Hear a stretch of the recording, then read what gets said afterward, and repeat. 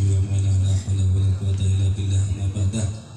Subhanaka la ilma lana illa ma 'allamtana innaka antal alimul hakim. Qabaltuka bi ismin qabl wa khatamtuka ala fahmika bi kamil rasul wa tutawwil bi ismin ma'akul wa rahbar. Hadirin yang saya hormati, tidak banyak yang ingin saya sampaikan, hanya saya ingin menyampaikan bahwasanya ruh acara harlah adalah istighosah. Mengapa harus istighosah? Istighosah itu kalau dawuhnya Habib Lutfi itu adalah bahasa bumi untuk mengetuk langit. Saya ulang, istighosah itu adalah bahasa bumi yang diterima oleh langit. Maka istighosah itu menjadi syarat pokok amalihan nahdiyin, dan satu-satunya yang belum menyebabkan kiamat sampai hari ini adalah Indonesia. Ini dawuhnya Gus Muafik. Yang menyebabkan dunia sampai hari ini tidak kiamat karena Indonesia. Mengapa? Karena di Indonesia ada NU, dan salah satunya amalan NU adalah thariqah dan istighosah. Maka saya harapkan kepada seluruh jamiah anggota JRA, selain kita berjamiah juga kita harus memperkuat amalihan-amalihan NU. Kemudian yang kedua, bahwasanya JRA hari ini genap berumur 5 tahun, atau 3 tahun yang lalu saya beserta seangkatan saya di BAT menjadi anggota JRA. Jadi kami pelatihan itu tepat pada hari Selasa 15 Januari 2019, bertepatan harlah JRA yang kedua. Dan hari ini seiring berjalannya JRA 5 tahun di Indonesia, telah ada di 204 kabupaten, ada di 18 provinsi, dan anggota hampir 40.000. Saya ketika pertama kali menjadi anggota JRA, dari 2 kali pelatihan di Sarolangun dan di Merangin, itu yang aktif hanya 27 orang. Kemudian di bulan Desember kita ikut Silatnas keempat di Purwakarta. Di sana saya ditunjuk untuk ngurusi JRA di Jambi. Maka saat itulah di awal tahun 2020 saya mulai menyebarkan tentang JRA ini di seluruh Jambi, dan alhamdulillah hari ini JRA di Jambi sudah ada di 9 kabupaten dengan anggota 1.864. Hal yang luar biasa di JRA bukan karena saya. Tanpa saya JRA akan tetap besar. Tanpa kita JRA akan tetap ada. Yang menjadi masalah, siapkah kita tergabung dalam satu jamiah yang semakin hari semakin dicari orang, semakin hari semakin diminati. Insya Allah kemarin kita sudah mengadakan harlah di Batanghari, hari Rabu. Kemudian malam ini di Merangin, besok pagi saya ke Bungo. Kemudian malam Sabtu saya ke Tebo. Hari Selasa di Mandi Angin Timur. Mandi Angin Timur ini harlah disponsori oleh 10 kepala desa dan 1 orang camat. Semua biaya ditanggung oleh beliau. Mengapa? Karena dengan kehadiran JRA di sana, pemerintah ini sangat terbantu. Kenakalan remaja berkurang, pecandu-pecandu berkurang, dan seterusnya. Jangan sembunyikan kebaikan, kalau itu ada manfaatnya sampaikan. Maka tak sampaikan, saya panjenengan. Wong Al-Quran itu rahmatan lil alamin, kok jenengan batasi hanya dengan tata cara, hanya dengan ayat-ayat.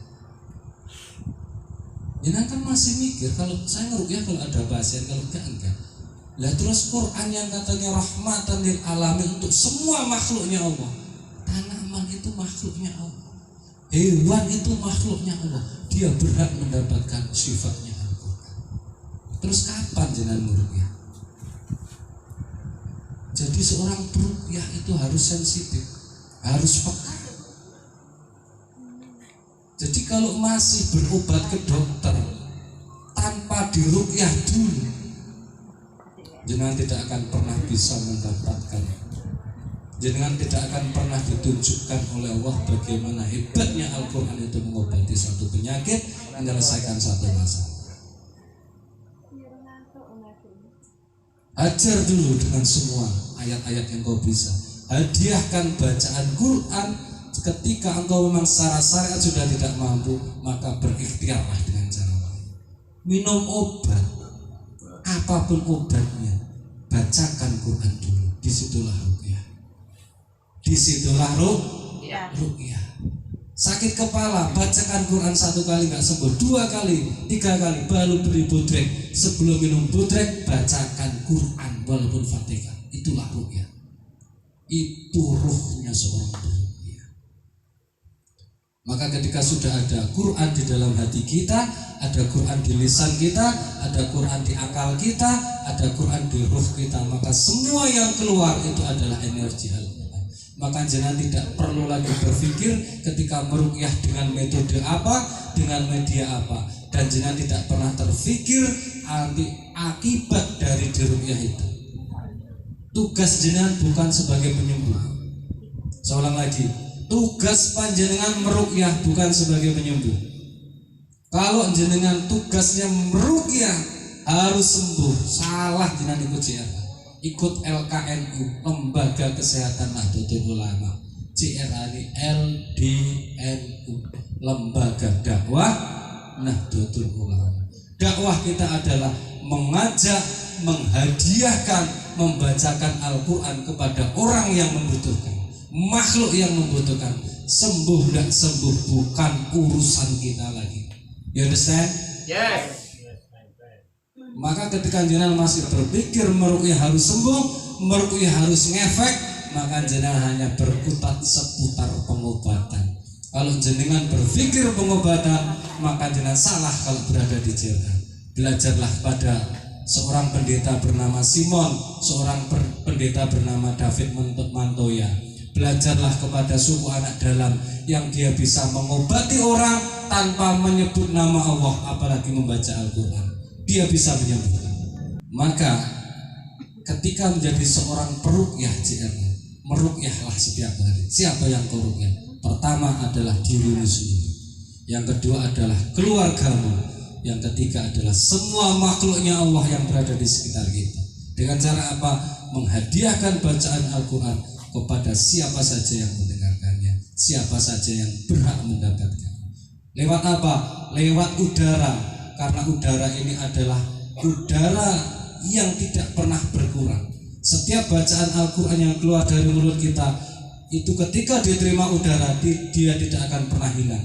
Dan ketika udara ini diambil oleh makhluk yang lain, maka makhluk itu masih mendapatkan haknya Al-Quran. Engkau bacakan di air, maka air akan amanah menyampaikan haknya Al-Quran. Ada hudan, ada syifa, ada rahmah. Kepada siapa? Orang yang meminumnya, orang yang mandi dengan air itu. Maka tebarkanlah Al-Quran ini, maka di hatimu akan bisa ditaklukkan oleh yang namanya kalam Allah. Maka ketika hatimu bisa ditaklukkan oleh kalamnya Allah, maka semua makhluk akan tunduk kepadamu, termasuk penyakit, termasuk jin. Jenengan ini kan masih memperkenalkan diri. Wahai makhluk Allah yang berada dalam tubuh saudaraku, wahai jin, jenengan masih memperkenalkan diri. Jenengan belum dikenali oleh penyakit, belum dikenali oleh jin. Sampai kapan? Sampai hatimu, akalmu, rohmu bisa ditaklukkan oleh yang namanya kalam Allah. Maka saat itulah engkau akan dikenali oleh semua makhluk Allah, termasuk penyakit dan jin. Bisa dipahami? Ketika jenengan ingin dipahami oleh penyakit, dipahami oleh jin, maka taklukkan hatimu, taklukkan akalmu, taklukkan ruhmu dengan Al-Quran. Maka semua makhluk Allah akan paham kepadamu. Maka jenengan tidak perlu lagi mengatakan wahai penyakit keluarlah, wahai jin keluarlah. Tidak perlu. Ketika jenengan datang, dia sudah tahu yang membawa obat sudah datang. Saya hanya butuh ikrar untuk keluar dari tubuh ini. Demikian yang saya sampaikan. Wallahul muwaffiq ila aqwamit thoriq. Wassalamualaikum warahmatullahi wabarakatuh. Waalaikumsalam.